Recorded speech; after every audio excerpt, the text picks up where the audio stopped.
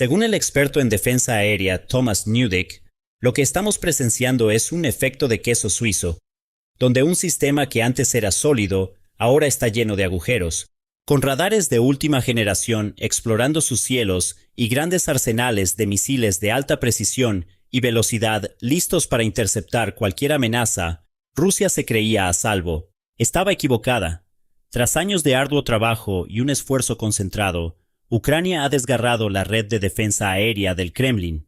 Sus ataques selectivos han abierto brechas y pasillos para que drones y misiles puedan volar, despojando de sus escudos a los activos e infraestructuras rusas. Sitios que antes estaban fuertemente protegidos, ahora son vulnerables y están expuestos, con ubicaciones en toda la nación, siendo destruidas e incendiadas por armas ucranianas. Y cuanto más se debilitan las defensas aéreas de Rusia, más devastadores se vuelven los ataques ucranianos, hundiendo al presidente ruso Vladimir Putin en un abismo cada vez más profundo y oscuro, del que quizás nunca pueda escapar.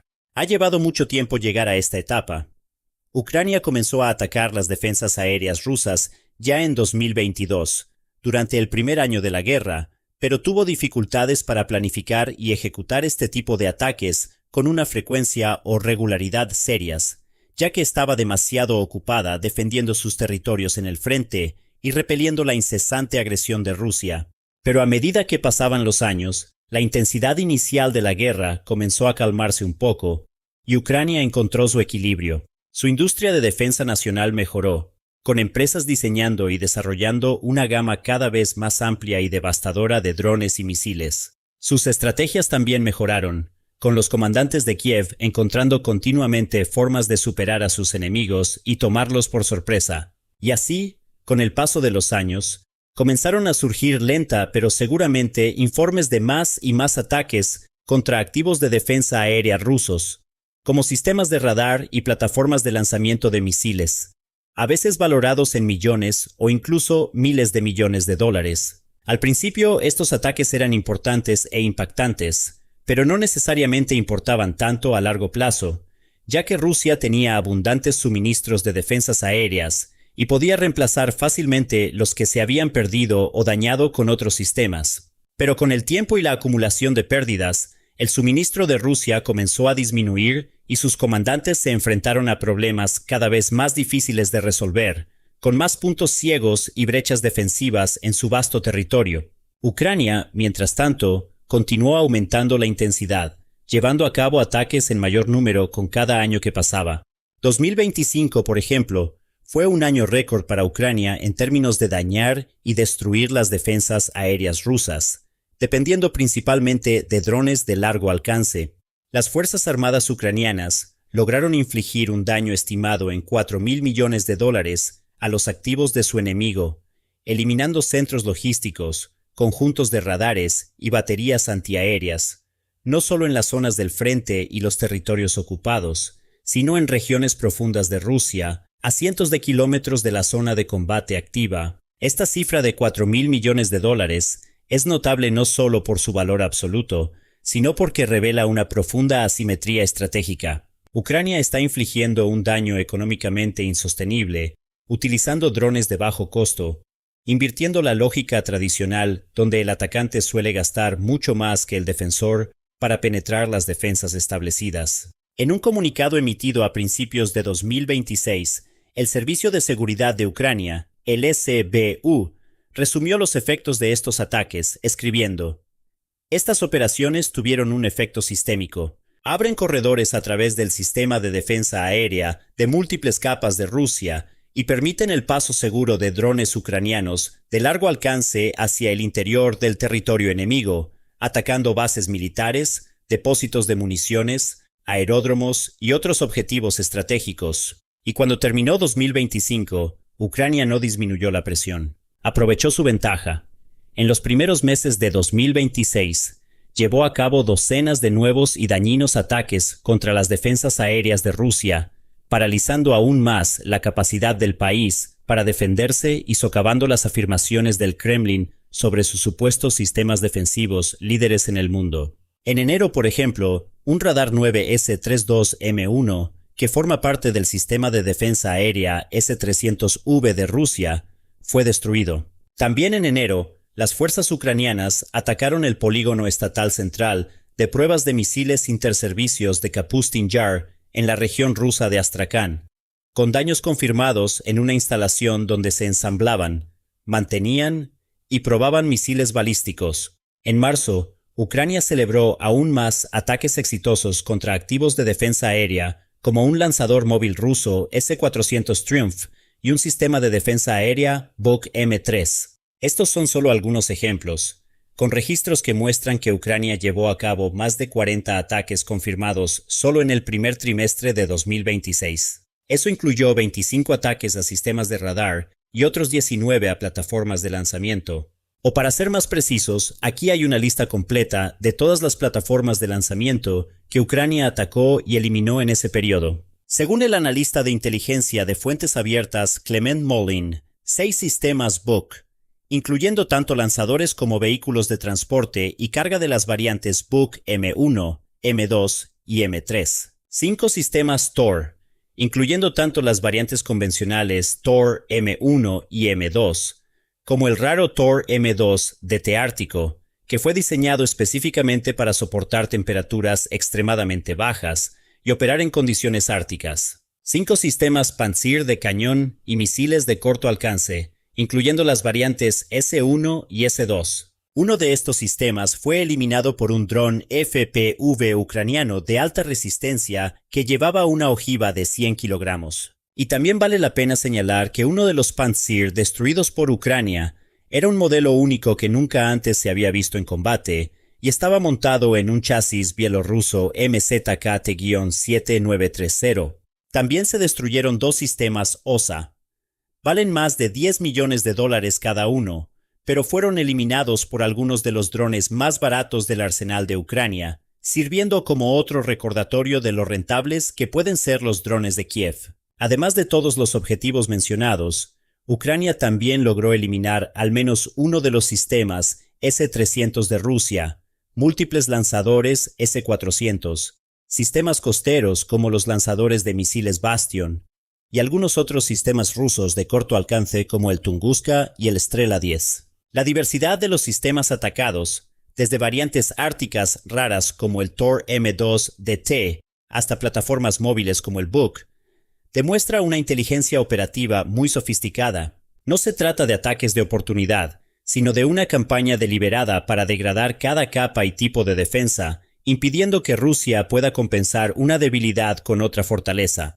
Por sí solos, cada uno de estos sistemas podría no importar demasiado. Los comandantes rusos no se preocuparían necesariamente, por ejemplo, por perder una plataforma de lanzamiento ocasional aquí y allá. Pero cuando docenas están siendo atacadas y eliminadas con tanta regularidad, se convierte en un problema serio, uno que el Kremlin no puede simplemente ignorar, como señala el experto en defensa aérea Thomas Newdick. Si acumulas un número suficiente de éxitos tácticos, ya se vuelve altamente relevante a nivel operativo. Y eso es solo en cuanto a las plataformas de lanzamiento.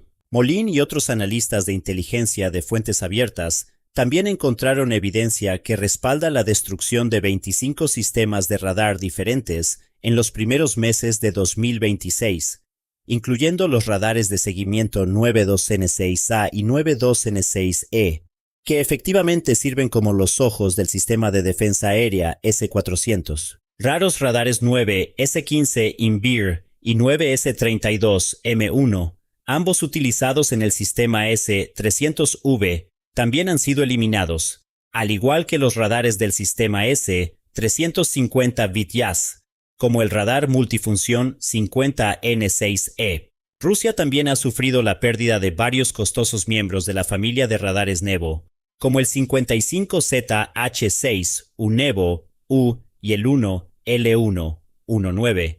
Nevo SVU, valorado en $100 millones, junto con los sistemas de radar de baja altitud Podlet y Kasta 2E2.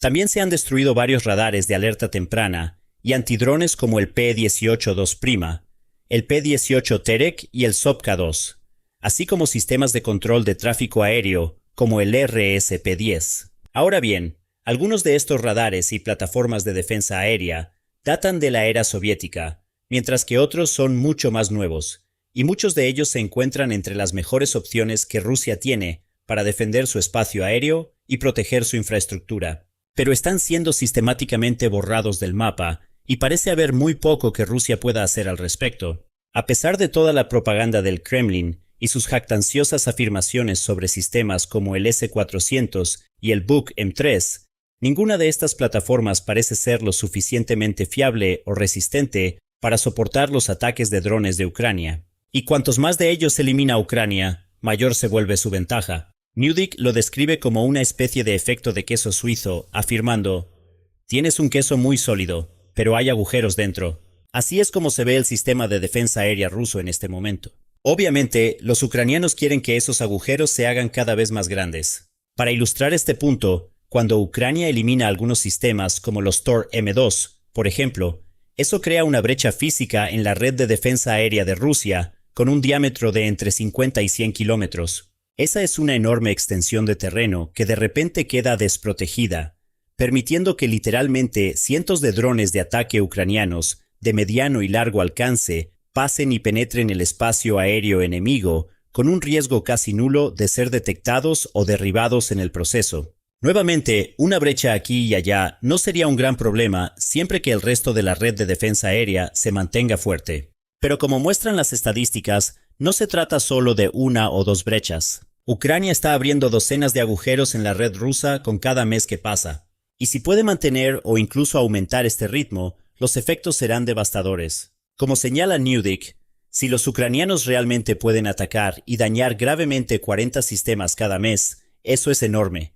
Los rusos no tienen forma de evitar el problema porque eso ya son 500 al año, y eso es masivo. Ningún país puede hacer frente a eso.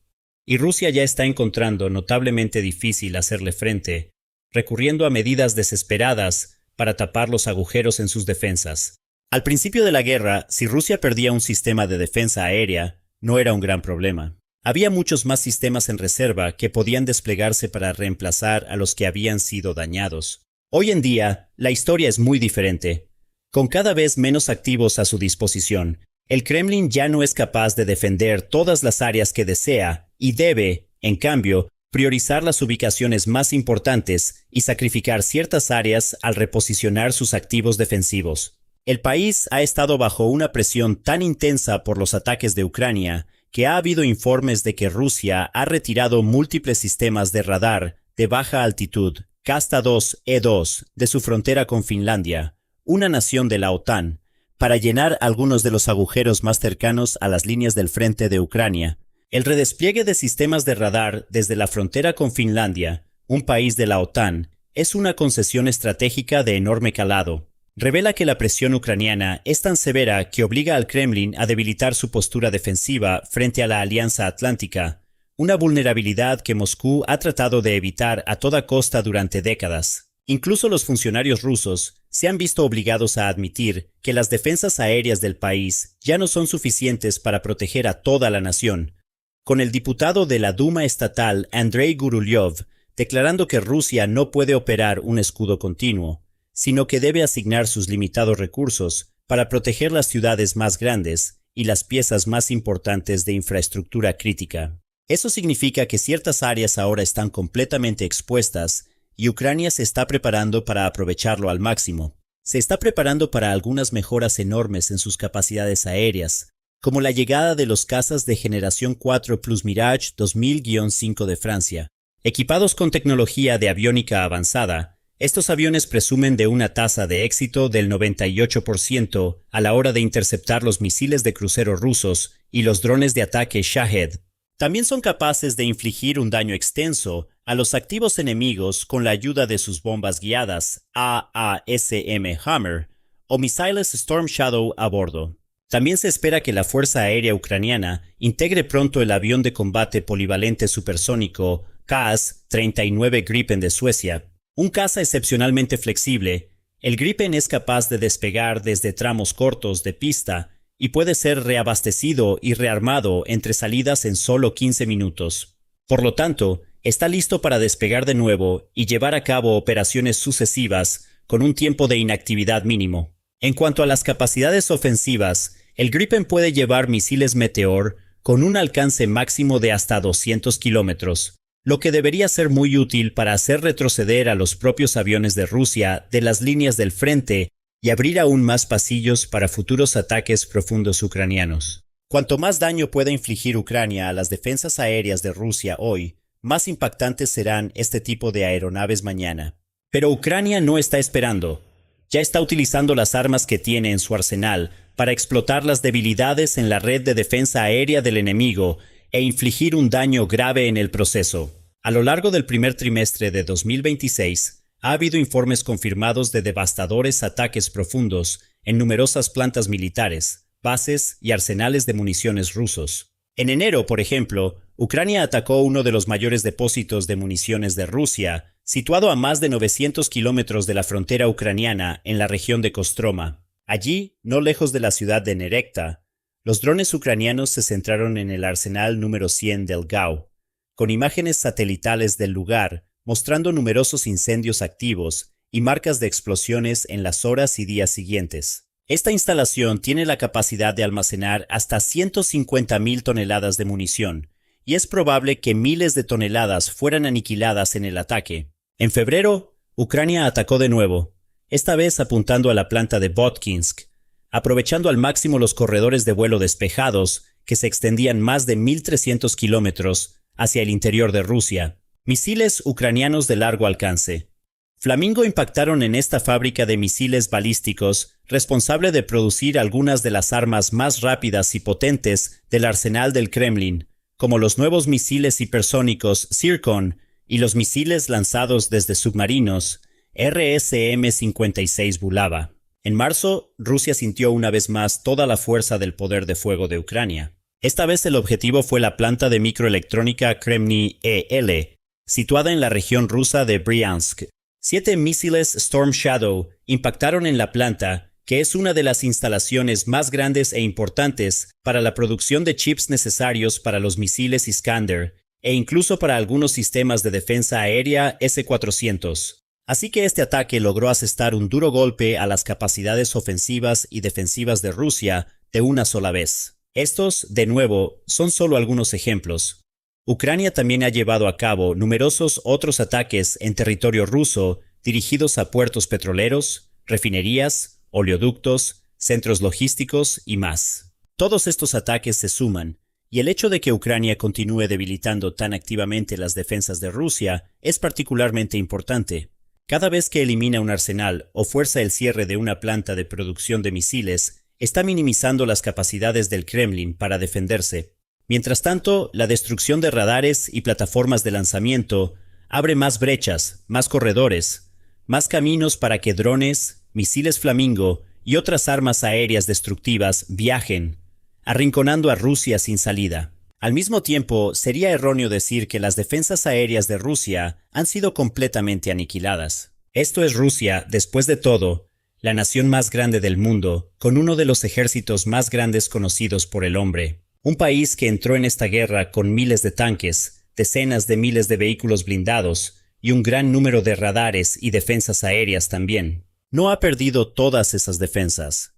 De hecho, un informe del Royal United Services Institute confirma que la estructura monolítica de Rusia y su gran número de entidades subordinadas aseguran que el país todavía posee una red de defensa aérea y de misiles densa y relativamente sofisticada. Tiene fábricas que continúan produciendo nuevos sistemas y municiones.